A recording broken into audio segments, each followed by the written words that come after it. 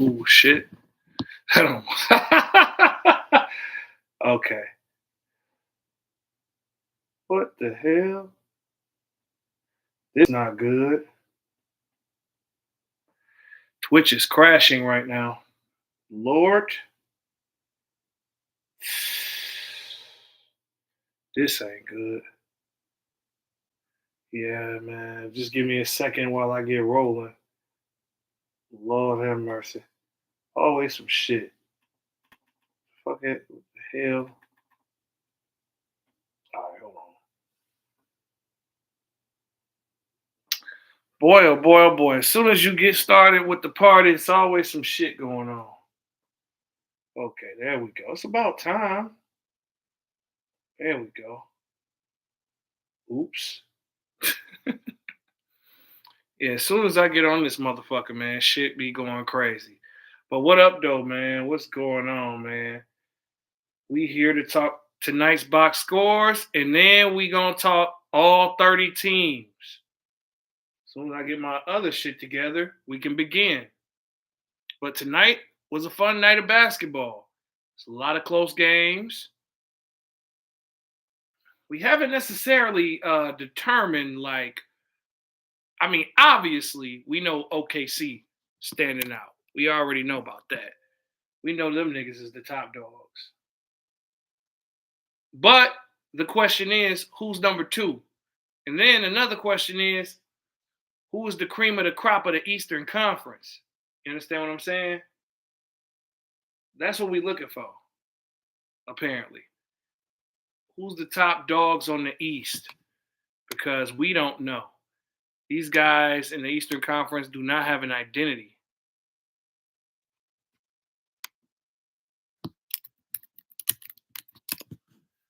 You know, I'm just getting today's scores together.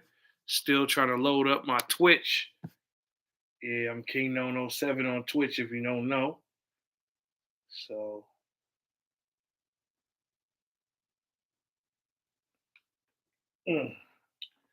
they're comparing Austin Reeves to Jeremy Lin. That is crazy. I mean, honestly, it's a good comparison. If you think about it, like all these stars are already getting injured. Why? I mean, gee, it's because they fucking they out of shape. And in the 2000s, that shit happened all the time. You know what I'm saying? The 2000s, them niggas was all these athletes would play themselves into shape. You know what I'm saying? That's how it be. But I think by the time after the All-Star break, I think all these niggas is gonna be in shape. Eventually. I think probably LeBron got that sciatica from being out of shape. But all right, we're gonna start with all right, we're going to start with the first game on the board, the Raptors and the Rockets. As the Rockets get into the easy part of the schedule, as they defeated the Raptors 139 to 121. We got KD with 31, Jabari Smith Jr. 25 points, 8 of 16, Alperen Sengun 18, 8 and 9, Amin Thompson 18, 9 and 7. Tari Eason, 14 off the bench. Steven Adams, 12 off the bench. Then the Raptors had Brandon Ingram with 29, Scotty Barnes with 31, and they still lost. Damn. Emmanuel Quickly, 15. CMB, the rookie, 13 points. I'm going to start calling Colin Murray Boyle CMB because that's what them dudes in Toronto call him.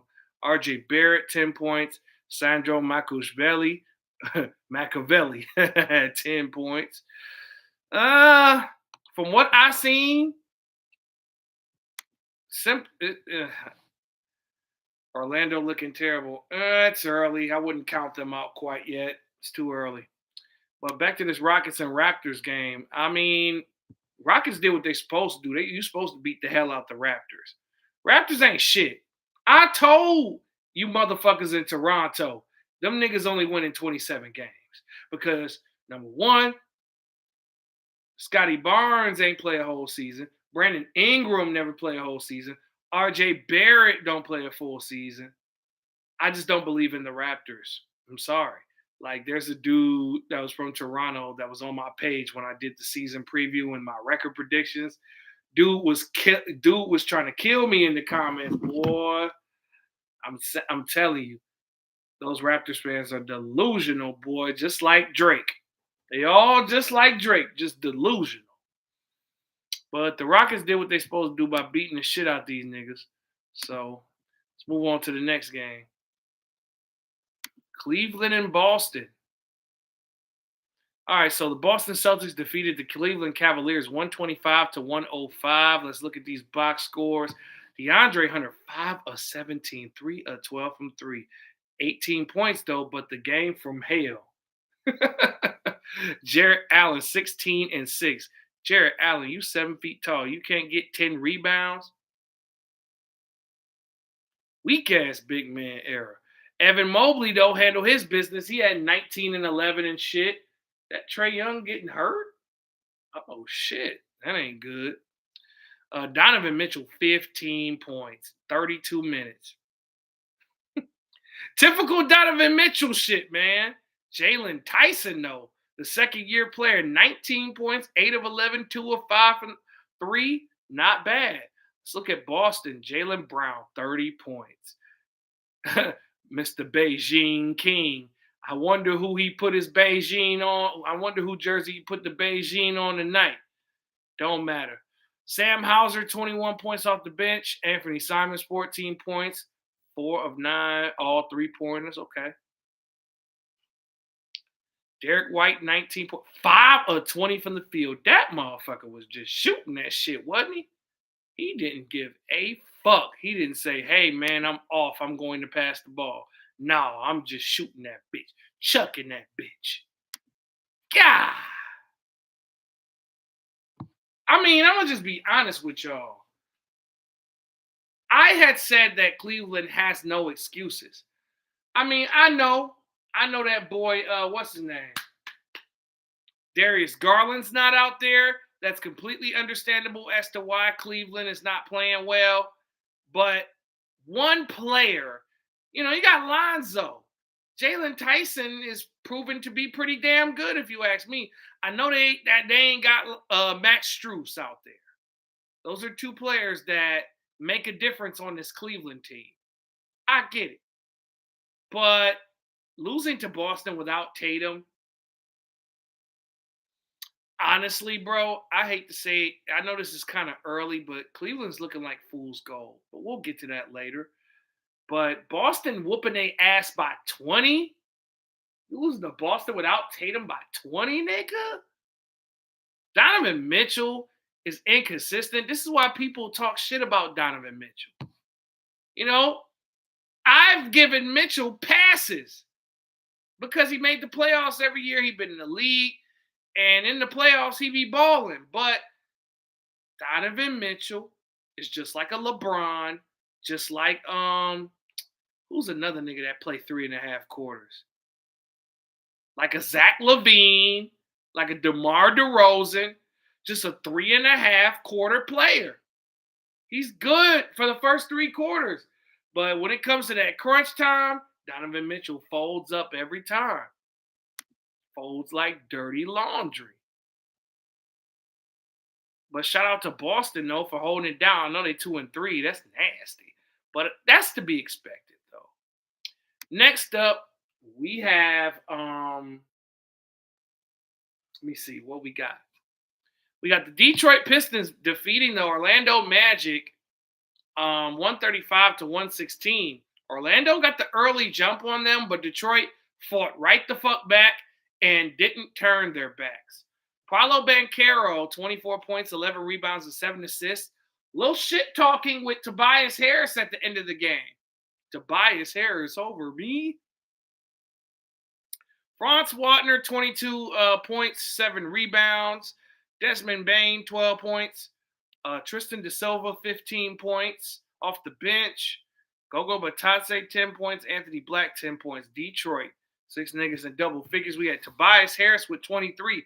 Hey, no wonder why Tobias was talking heavy, greasy. Shit, he was right up there with Bankero. Duncan Robinson, 15 points, 4-6 from three. This is the Duncan Robinson we expected. Karis LeVert only shot 1 of 5. Okay. Cade Cunningham, 30 points, 10 assists, 6 rebounds. This is the Cade that we expect every night. And Asar Thompson looking like his brother Amin Thompson, 12 points, 11 rebounds, 6 assists. Man, I'm off a double shot of Hennessy right now. Jalen Duren, I didn't see this. 21 points, 12 rebounds. Hey, looking very Dwight Howard-esque. That's what I'm talking about, Duren. Prove these haters wrong. That's what I'm talking about, boy. Good shit, Pistons. Orlando Magic starting off 1-4 is Lumi D. All right, next game. The Atlanta Hawks defeated the Brooklyn Nets 117-112, as they should. This game shouldn't have been close, but unfortunately, I understand why. Ice Trae exited the game with an injury, so he only had played 7 minutes, but Jalen Johnson, POP, held it down. 23.7 rebounds, 5 assists. Kristaps Porzingis, 14 points. Luke Kennard, 17 points off the bench, 5 of 8, 4 of 5 from 3. Nickeil Alexander-Walker, 7 of 17, 2 of 8 from 3. Onyeka Okongwu, 12 points. Atlanta held it together. Meanwhile, Brooklyn sucks. What more can you say? But hey, Michael Porter Jr. finally getting into the bag that I expected him to get into. 32 points, 9 rebounds. Nick Claxton, 18 and 10. Cam Thomas, 6 of 20 from the field, 19 points. Yikes. Tyrese Martin, 13 off the bench. Brooklyn couldn't do nothing with them boys.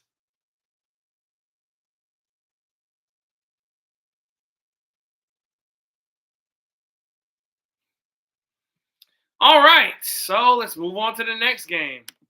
Chicago Bulls, what the fuck? They're 4-0. Wow. So them beating us wasn't a fluke, eh? All right. So we have Domantas Sabonis, 18 points, 11 rebounds, 6 assists. Usual stat line from him.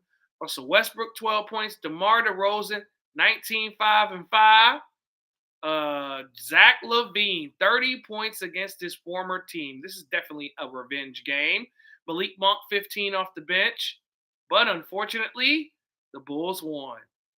Matas Bucelis, 27 points. Hey, man, this is another guy getting into the most improved player conversation. Nikola Vucevic, 13 points, 14 rebounds, 7 assists. Josh Giddey, 20 points and 12 assists and 8 rebounds. Usual stat line for Giddey. This is what we expected. Now, I wasn't expecting these guys to win games off the rip. Reality has to check in at some point for the Bulls. Kevin Huerter, 18 points, 6 of 8 from the field, 3 of 5 from 3. Sacramento has poor defense. That's the only thing that I can say about this.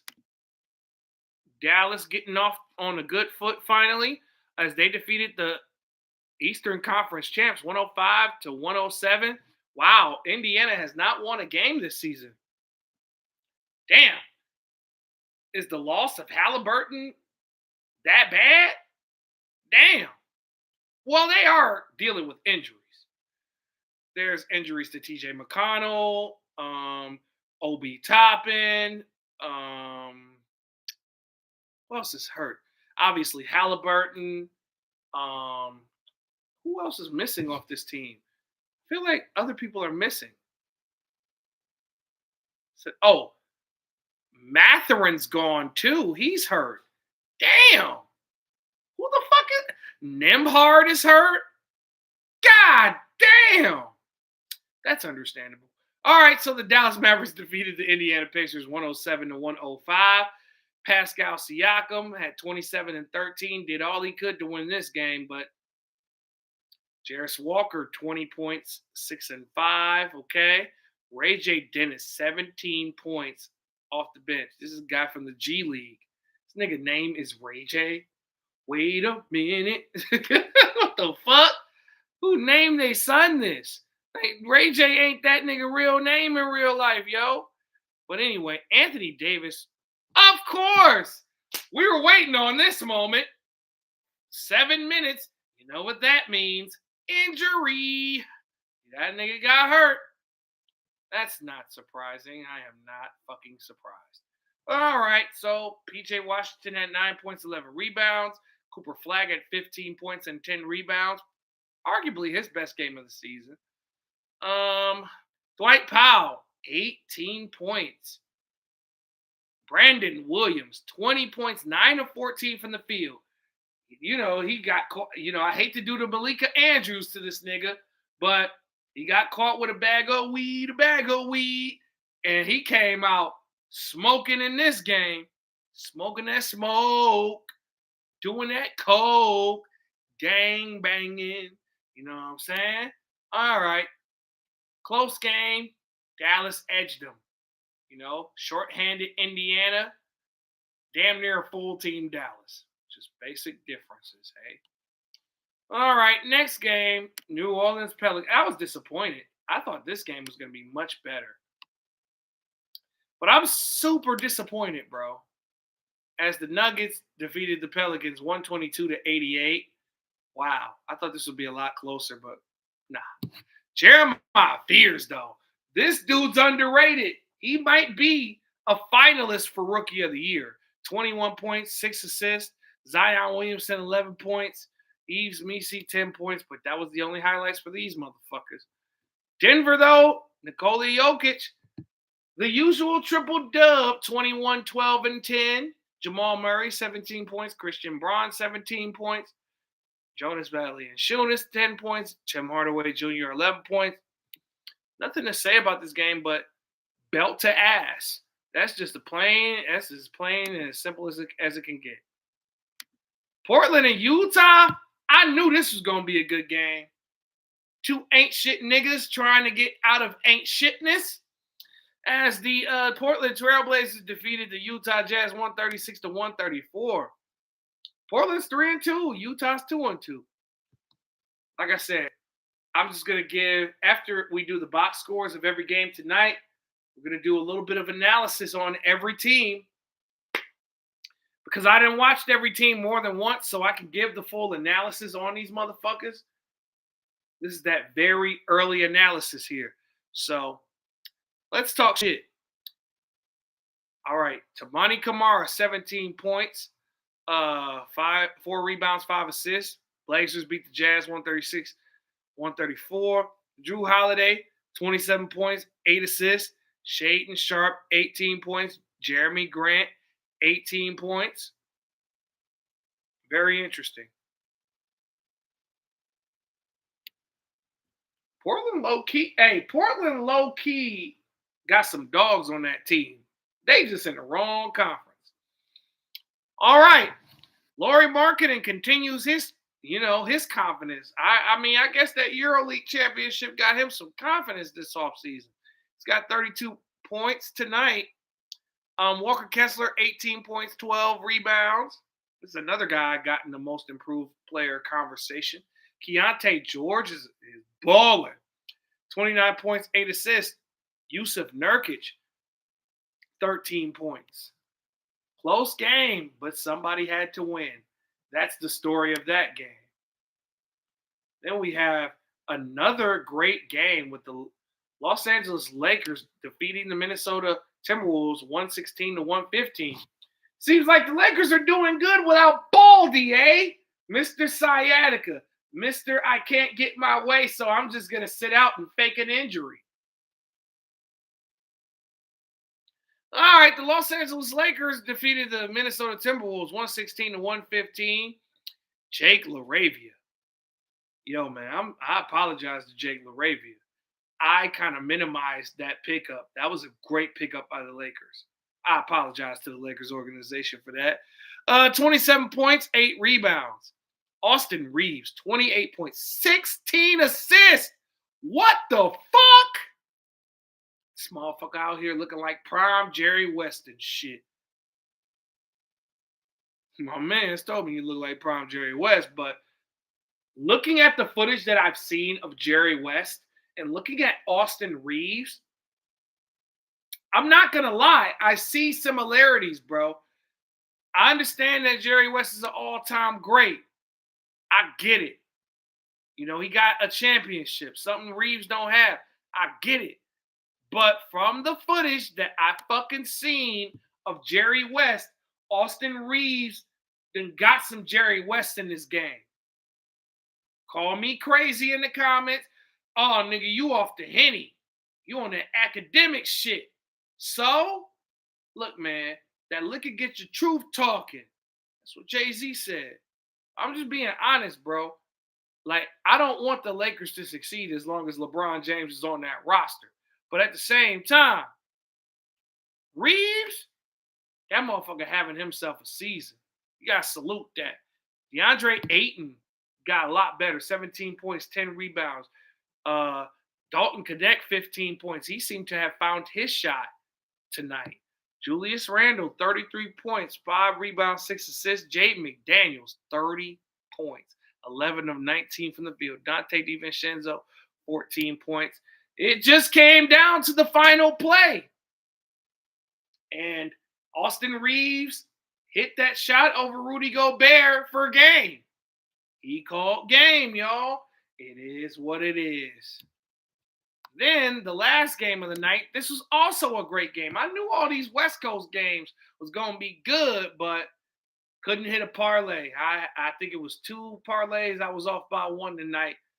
And shit, nigga, it was 4 the other night. I'm back on them motherfuckers tomorrow. I'm going to kill these niggas, man. FanDuel. We coming for you, nigga. You know what I'm saying? All right. So we got Ja Morant, 28 points, 8 rebounds, 7 assists. We got Santi Aldama, 14 and 10. Cedric Coward, 14 points. Memphis Grizzlies defeated the Suns 114 to 113.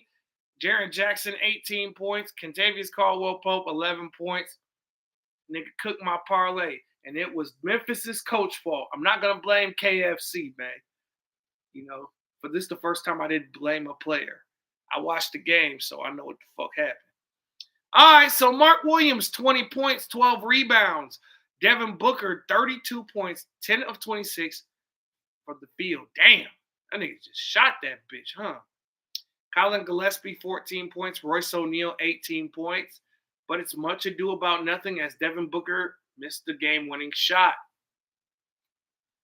Dude went for 3 when he should have went for 2. He should have just went for mid-range. Devin Booker wants to be the hero. He plays hero ball and has played hero ball his entire career. This is what we wanted.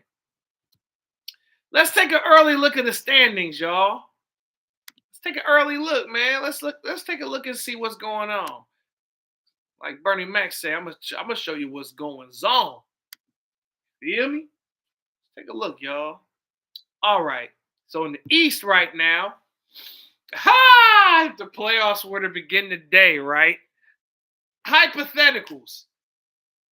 The Knicks would play the Hornets for the 7th seed. That's very interesting. The Hawks would play the Celtics for the 10th seed. Hey, that Celtics in the play-in is one of my predictions, but I think they around 7-8 myself. And the Hawks would play the Celtics. This is around what could potentially happen, though. Even though, okay. So, all right, Chicago being 4-0, I'm going to just be honest. They're playing very good team basketball. Josh Giddey got a chip on his shoulder. But I don't think this shit going to last. I think they're going to fall out at a certain point when the shit get real in the season. I just think that they're just hot. But me personally, I don't believe in the Bulls. The Bulls are going to have to play this way around All-Star break. So I think it's just early fool's gold. Now, Philadelphia, I don't think they're fool's gold. I underestimated Philly. Even though I had Philly in my play-in picture because of the injury factor. As you can see, you know, McCain's hurt. Paul George is hurt. You know what I'm saying? Embiid, is on a minutes restriction to begin the season. I think he should remain on that minutes restriction. But I wasn't expecting VJ Edgecombe to be the story of the Philadelphia 76ers. That makes Jarrett McCain expendable, in my opinion. Then again, if those two guys could get out there together, Philly could be a top 6 team in the East. But I banked on Philly being injury prone, like I do every year. I didn't think VJ Edgecombe was going to come out looking like Prime Oladipo. I didn't think that. I thought he was going to be good, but I didn't think his game would be so mature. And him and Tyrese Maxey are the lifeblood of this Sixers team. Joel Embiid is just going to have to play third fiddle, if they're going to be successful. Embiid's going to have to sacrifice his game in order to let the young niggas go crazy, because it's going to extend his career. Because I don't think that Philly's going to trade Embiid and Paul George, because if they were able to do so, they would have did it. But I think Philly has a new confidence, so I still think they're going to be like in one of those play-in spots, though. Miami Heat, I underestimated Miami as well. I have them also in play-in territory. But, they're 3-1 at the 3 seed without Tyler Hero. Once Tyler Hero gets back, I think Miami, could exceed my expectations for them. Because I made a video apologizing. I thought I made a video, but on one of my podcast episodes, I got a podcast, King Known Uncensored, you know what I'm saying? Apologizing to the Heat because I underestimated them, because they have a good team on paper. On paper, Hero, Norm Powell, Andrew Wiggins, Khalil Ware, Bam Adebayo, Jaime Jaquez, Nikola Jovic. It's a good-ass rotation. And then Kasparis Giannakis. Like, this team got some potential. It's just going to be all about what lineup they choose to use. I think that Heat team's got some potential. Adding Norman Powell was a great pickup for them. Got Milwaukee Bucks at 3-1. Giannis is playing with a confidence. I mean, I already know that Giannis and them are going to be a top 6 seed in the East, probably at 6. But then again, I don't know. Giannis is playing with a different type of confidence. When it's Giannis and role players, Giannis usually averages 30, 10, and 7. And they have a decent rotation with Trent and Prince and Porter Jr. and Portis, Cole Anthony, Miles Turner. But question in Milwaukee is, who's the second best player? Who's going to be the guy that takes the pressure off of Giannis Antetokounmpo? I just think that that's just a simple question, Cleveland Cavaliers have been a disappointment, but I want to see how they play once Garland and Strus comes back before we judge. Because I expect Cleveland to be at the top of the Eastern Conference when all is said and done. They won, 58, 59 games last year and lost in the second round? I've been on record by saying this. I'm going to say it. I hate Kenny Atkinson. Kenny Atkinson is fool's gold as a head coach in this league. He's a great assistant coach, but he's trash as a head coach. Anybody has this type of talent. Anybody could get this team 50 wins. But I do also understand that the talent has to perform on the court. But I just think that Kenny Atkinson's an overrated ass coach. You know what I'm saying? If you want to have fun, get coached by Kenny Atkinson. If you want to work hard, get coached by JB Bickerstaff, because these is JB Bickerstaff's guys that he's got. It's the Steve Kerr Mark Jackson effect. Kenny Atkinson's overrated. I'm sorry, but it has to be said. These dudes focused on having fun. Donovan Mitchell, you remember he got Bickerstaff fired because he worked the team too hard and held everybody accountable and shit. That was some whole ass shit. Just straight up. I ain't like that shit, bro. Just straight up, dog. But Cleveland, when they're healthy, they have the talent to be the number 1 seed in the Eastern Conference. And it's really just no excuses why they shouldn't come out the East with all that talent they have on that team. I understand Garland and Strus is out. It's a little too early to judge, but I don't know. Young Metro just don't trust Cleveland to get to the Eastern Conference Finals even, which I feel like that team on paper should win the East. But anyway, Detroit Pistons are 6th in the East, 3-2. Detroit got a Dr. Jekyll and Mr. Hyde type of thing going on. Here's why. Detroit defensively handles their business. Offensively, they go through scoring droughts. They missed the shooting of Malik Beasley and Tim Hardaway Jr. Those two guys really added shooting to this team that got the Pistons to playoff wins last year. You feel me? They missed that shooting. Me personally, if I'm Detroit's GM, Trajan Langdon, I'm like, okay, Malik Beasley hasn't been found guilty of anything. He's currently cleared right now, although they're still investigating him. But I would sign him. Malik Beasley had an IG post today, and it just made me sad. All that man want to do is hoop. He ain't been necessarily found guilty of gambling, even though he got gambling tendencies. But I'd give him a job, man. The man made 300, how many was it? 500 threes last year? Fuck it, I don't remember. But he was number 2 overall in the league in three-pointers made. The Pistons are missing that. And a lot of people are complaining, talking about they need another center. I mean, JaVale McGee's available, y'all. Call that nigga. He a 3-time champ. He could probably still play. DeAndre Jordan would have been a good pickup for Detroit.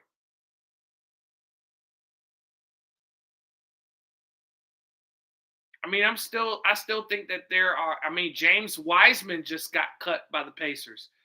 Pistons could get him back. They need 2 more shooters and a center. That's what they need. Everybody I talk to say they need another big man. Because Stewart playing the backup 5, that's cool and all. But I think they need to, I think he needs to slide back to the 4 spot. I like Detroit, but they just lack a lot of shooting, because when they get into scoring droughts, it's really, really bad. And Detroit likes to play from down X amount of points. That's not a formula for success if Detroit's going to take that next step. New York is 7th at 2-2. I think they're going to improve. They're going to eventually get their shit together. That's just me. I feel like they're the second best team in the East on paper. I mean, you got Mike Brown, who has been in the NBA Finals before, has won championships as an assistant coach. He's a defensive coach. New York hasn't lost their defensive edge. But Karl Anthony Towns got to get some balls.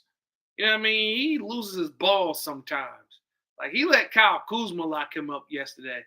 which is ridiculous. How fuck you let put your gun down, fight like a man, lock your ass up? Come on, cat. Last year I was giving you props. I put you in my top 15 players in the world. Come on, cat. New York's got the roster to get it done. There's no excuses for them or Cleveland. But there are threats. Philly's a threat. Detroit is a threat. Milwaukee's a threat to New York and Cleveland. Now, the Charlotte Hornets being 2-2, I mean, I said that if Charlotte was healthy, they could get the 10th spot in the play-in. Long as LaMelo, Brandon Miller are healthy, those guys like Con Knipple and Miles Bridges and Ryan Kalkbrenner, Tijon Salon, those guys could go crazy. Liam McNeely could get some minutes. The GM for the Hornets did the right thing. They surrounded LaMelo and Brandon Miller and Miles Bridges with shooters. I think that was just a genius plan. But they just got to put it together and get shit done. Atlanta Hawks are 2-3. Trae Young's hurt. We don't know the extent of the injury yet. We will find out later on in the week. And I'll let y'all niggas know what's going on with them. But Atlanta shouldn't be ninth. I get it's early. And they're trying to establish Porzingis and others. You know what I mean? Luke Kennard and Nickeil Alexander-Walker were great pickups. I expect Atlanta to get it together at some point. Boston Celtics, I expect them to be around that 9 and 10 range. You know, with the loss of Jason Tatum, that's over half of what y'all do. Jaylen Brown has a chance to prove himself as a number one option. He's still got a lot to work on. I'm not going to lie. I'm disappointed in the Washington Wizards, even though they're 1-3 right now. That roster is good enough to be play-in bound. Not going to hold you. Toronto Raptors, my expectations of them is what we're seeing right now. It's a team full of scorers that don't play no defense. Orlando Magic is disappointing to start. I think it's just because Franz and Poilo are playing the same way. Listen, man, Jalen Suggs and Desmond Bane are here to help. Don't forget that. Pass the ball, Franz and Poilo. It doesn't. Your offense is predictable. Franz ISO, Poilo ISO. That's all they do. There's no ball movement in Orlando. Or sometimes they do a Bane ISO. But I feel like there should be ISO to create open shots for the Jalen Suggses, and the other players on the Magic. I don't know when Mo Wagner is going to return, but I think once he comes back, he breathes a different kind of life into that Magic team. When he plays, they're a little bit more motivated. You know?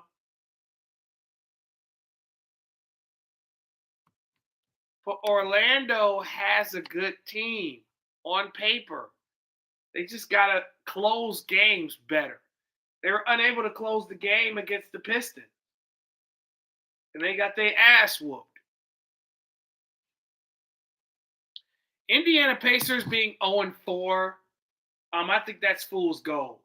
I think once everybody comes back at a particular time, I don't know how long Matherin's going to be out. Don't know how long Nembhard's going to be out. Don't know how long. I mean, obviously Halliburton's missing the season. I think Indiana's going to get to a slow start. But I also have a feeling that maybe, just maybe, that Indiana gets it together at the end of the season to get into the play-in. Maybe. Even though I had higher expectations for the Eastern Conference champions. Brooklyn Nets at 0-5, it's to be expected. Michael Porter Jr. attempts 30 shots. Cam Thomas attempts 30 shots. That's the offense, ladies and gentlemen. Now, the Western Conference, the best conference, the West Conference, the best of the West, Oklahoma City 5-0, and they 5-0 without Jalen Williams. Imagine how much belt to ass is going to be when Jalen Williams comes back. It's just going to be another night at the Jackson's house of Joe Jackson whooping kids, nigga. Adrian Peterson levels of ass whooping of belt to ass. Once Jalen Williams comes back, shit, they might fuck around and start off 21-0, whooping everybody ass. And then the come up of AJ Mitchell, Aaron Williams, and Cason Wallace. Those three guys are going to be pivotal because we already know that Shea is established. Jalen Williams is established. Chet Holmgren is established. That's why they got paid the big bucks. That's why they got paid all that money for. Money, yeah. Alex Caruso, another guy that got paid. He's established. Feel me? Isaiah Hartenstein got paid. Established. Chet Holmgren got paid. Established. This is the team to beat in the entire NBA. These are your defending champs. And my gut feeling says that they're going back to the finals. Now, whether they repeat, it depends. Moving on to the possible threats to the Thunder. San Antonio Spurs have a hot spot, and they lead the conference in the difference in the games. Their differential is 16.5 points that they put belt to ass to niggas. So I'm ready to see Oklahoma City Thunder versus Spurs. Spurs are a good team. It just depends on Victor Wembanyama's health. They got established veterans and young players. You got Stephon Castle, who was last year's Rookie of the Year. A guy that has star potential. Dylan Harper, the rookie. He can set the table and run an offense already. Harrison Barnes, NBA champion. You know what I'm saying? Jeremy Sohan hasn't played yet. That's a guy that could intimidate other players on the other team. Devin Vassell. This is a guy that could get you 17, 18 points. Julian Champagnie, a streaky shooter. This Spurs team. And then they're undefeated without De'Aaron Fox. That's a scary sight, if you ask me. This team could contend. Maybe even the likes of me have even underestimated the Spurs because I had the Spurs as a play-in team. But these guys might get a top 6 spot in the West. The way that I see things is crazy out there in San Antonio. Okay, then we got Golden State 4-1. It's to be expected. I think Golden State's going to have a top 5, 6 team in the West, maybe. Steph and Jimmy, they play well together. And Jimmy Butler, when he buys into a roster, when he's not acting like a fucking diva, Jimmy Butler's a top 25 player in the league. Jimmy plays defense. Jimmy hit the mid-range jumper. Jimmy hits clutch shots. You know what I'm saying? Two-way, one of the best two-way players in the world, Craig. In the world. You got Draymond Green acting a goddamn fool. Quentin Post has gotten a lot better. Defensively, especially. You add Al Horford in the offseason. Perfect fit for this Warriors team. Buddy Hield, sharpshooter. You know what I'm saying? Moses Moody, another sharpshooter, inconsistent. Then you got Jonathan Kuminga. It's going to come down to the role players of the Warriors. Steph Curry, you know what you're getting. Draymond, you know what you're getting. Jimmy, you know what you're getting. Al Horford, you know what you're getting. But Kuminga, Podziemski, Buddy Hield, Moses Moody, Quentin Post, them 5 niggas got to show up. All of them do at once. Because, like, at least 3 out of the 5 got to be present. And Kuminga got everything that he wanted. He got paid, he got the starting job, and he got a bigger role on the team. Those are the 3 things that he wanted. He wanted money, a starting job, and a bigger role.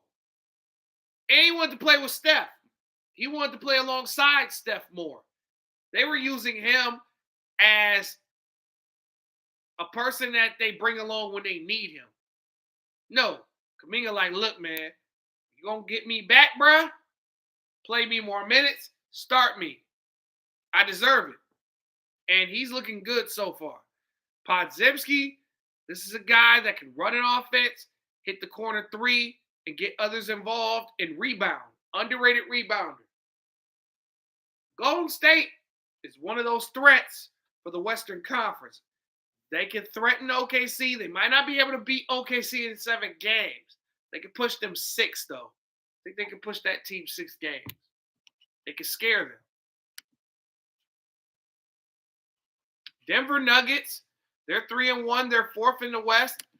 I feel like they're the second best team in the world. On paper, I think they're the second best team in the world. I mean, Nikola Jokic, second best player in the world. Triple-double. I call him Joe Chamberlain because he got some wilt. Just don't have the dunking ability and the athleticism. But replace that with a 3-pointer and a great turnaround shot and passing ability.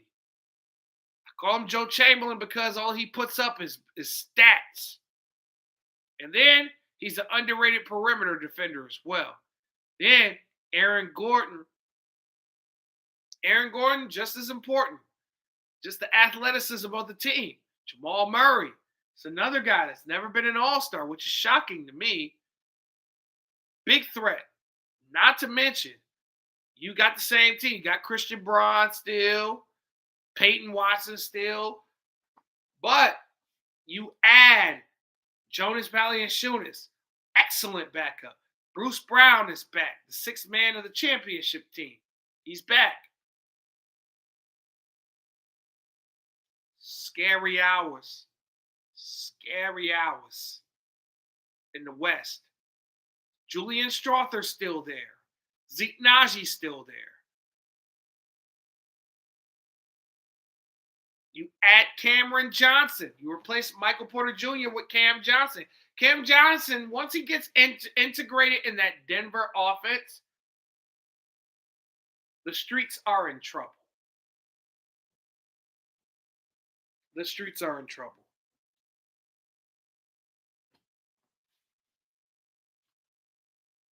But I think Denver is the biggest threat to Oklahoma City in the Western Conference. And they're the second best team overall, in my personal opinion. Portland Trailblazers are 5th and 3-2. I think the Blazers will have like early season confidence, but I think the reality will set in after the All-Star break. I think Portland's going to be in the hunt, but not necessarily like play inbound. I think Portland's just going to be a victim of that competitive Western Conference. I'd be shocked if they got that 10th spot in the West. They have the personnel. They got the team, actually. You think about it. Drew Holiday is one of the best leaders in basketball. This guy can lead a group of players to the promised land. He's done this. He's got 2 championships. He's got 2 championships. He's a proven veteran. I like Shaden Sharp. Shaden Sharp has diversified his offensive bag. The jumper's better. The athleticism ain't never went nowhere. Just got to work on that defense a little bit. Denny Avdia. Avdia is a bad motherfucker. He's a triple-double threat every night. I like Donovan Clingan. He's got a lot of potential. I like him. Jeremy Grant, he's been consistent so far, but we'll see throughout the season whether he remains that way. His consistency has always been an issue. Jeremy Grant got that bag. Not the bag on the court, but the bag in the bank account. So he's got to go out there and earn that money. Then we got to see when Scoot Henderson returns. I think when Scoot comes back, this Portland team could be knocking at that door.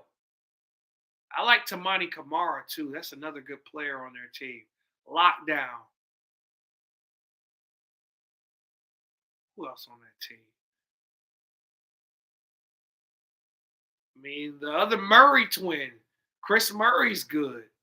So that Portland roster in about a year and a half, they're going to be a threat in the West in about a year and a half. You watch. The Memphis Grizzlies at 3-2. I think the Grizzlies are fool's gold. I'm sorry to say it like that. Do I think that they could get a play-in spot? It's possible. But Memphis is a team that has to prove me wrong once they're healthy. Once they're healthy, all right, fuck it. We can take them seriously. I mean, Ja's always going to do his job. Jalen Wells got potential. Cedric Coward's got potential. Cam Spencer's got potential. G.G. Jackson's got potential. But they got to stay healthy. I just don't believe that they all will stay healthy this season. Losing Bane, swapping him out for Caldwell Pope, decent move. Hey, they finessed. Memphis got 5 first-round picks. They can build a team around Ja with those 5 picks. I don't think that this year will be their year, despite Edey is on the way back. But hell, what the fuck do I know? You never know. Los Angeles Lakers being 3-2. I think the Lakers will be a playoff team, but they'll be a first-round exit. No matter who they play. Except that they go against the Clippers. They go against them, I got the Lakers in that series. But I seriously feel like LeBron is out to sabotage that team because he's not getting his way like he used to. You know? Many people are hinting that he's faking that injury. He's faked injuries before. That's all I'm going to say on that. But I just don't believe. I think LeBron's just going to get in the fucking way. I don't think the Lakers can beat OKC in a series. Don't think they can beat Golden State. I don't know. Them and San Antonio would be a good series. I don't know who would come out of that. You have to get back at me on that one. They can't beat Golden State, Denver, or I don't know. Them in Houston, I don't know. They can't beat the Timberwolves. I know they've beaten them twice already without LeBron. You know, but I think that's fool's gold. In a real series, you know, Minnesota cranks it up in the playoffs. I still don't think they could beat them in a series, though. I don't care if they're up 2-0. Fool's gold, in my opinion. But I still think the Lakers will have to play a play-in game. 7, where they're at right now, I think that's where they will finish. And have to face a Denver Nuggets team. And you know who own LeBron. Denver. They're 2-12 against Denver in the playoffs. If you know, you know. Utah Jazz being 2-2, I think they'll still end up being the worst team in the West. It's only a matter of time before their fall off happens. But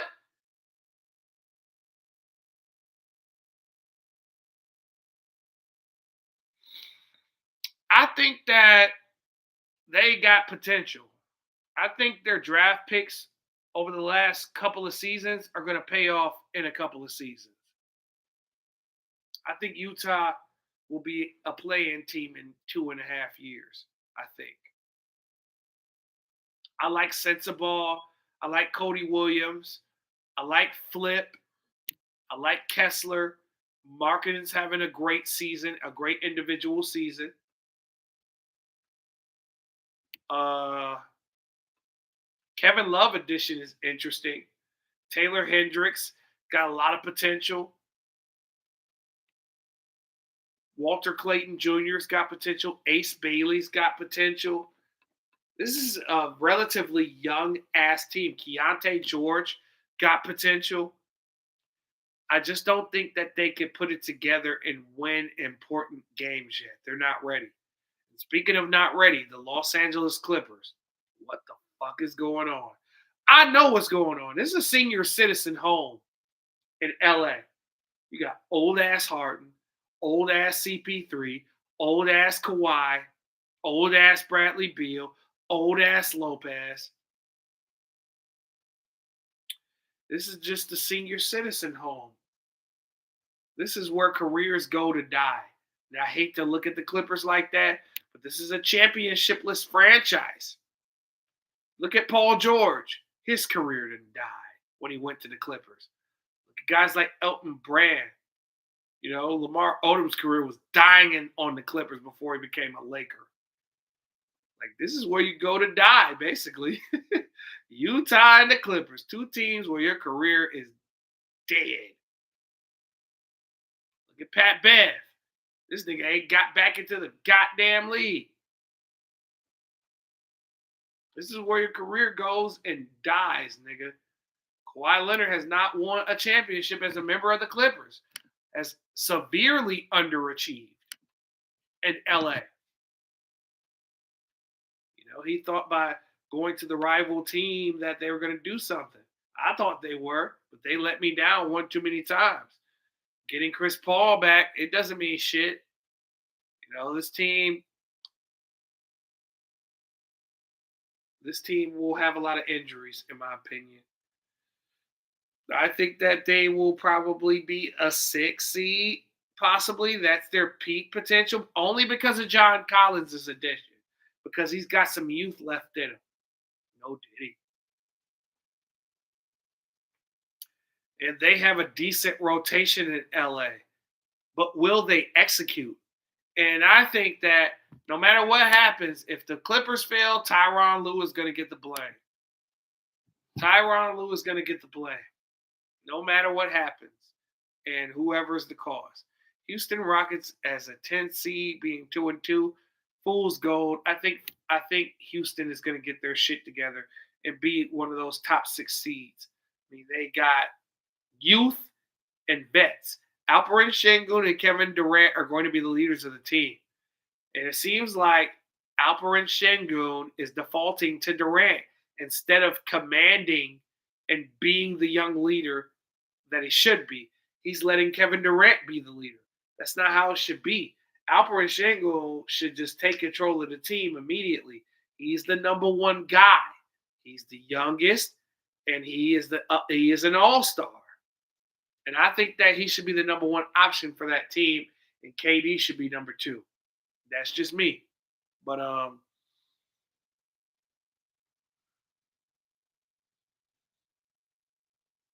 Minnesota Timberwolves being 2-3, I would not pay that shit no mind.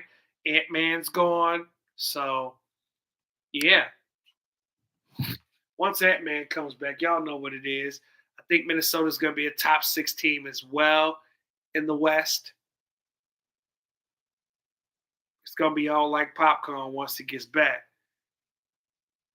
Like I said, Jazz, Grizzlies, Blazers, they're not going to be in the conversation. They're going to be up out of here. Now, Dallas Mavericks have a slow start. Cooper Flag still getting integrated into NBA basketball, playing at an NBA pace, but he's on the perfect team. He's simply on the perfect team to succeed. And I think once Kyrie comes back, Dallas is going to get on the winning column. You know, my prediction of them being a top 3 seed, I don't know. I think I'm just going to, I'm going to thug it out and still say that happens. They got the roster. They got the perfect roster. They're missing Gafford. They're missing Lively. Those are 2 centers. Dwight Powell got to play. I don't think too highly of Dwight Powell. Dude been mid-range his whole life. Yeah, I just don't trust that. I mean, it's early. But I think once Gafford and Lively come back to the lineup, I think things will change. Phoenix Suns are 1-4. That's not shocking. I don't think Phoenix is going to make the playoffs, but they can win some games. I think they're missing Jalen Green. Jalen Green can average 20 a game alongside D Book. I think he's a good number 2 to somebody. Jalen Green will never be a number 1 option on a team. That was proven on the Rockets. When he's been a number 1 option, he folded under pressure. But maybe in Phoenix he gets some redemption. Phoenix does have a good roster. I mean, Grayson Allen, Royce O'Neal, Dylan Brooks, Mark Williams, they're all good players. Nick Richards,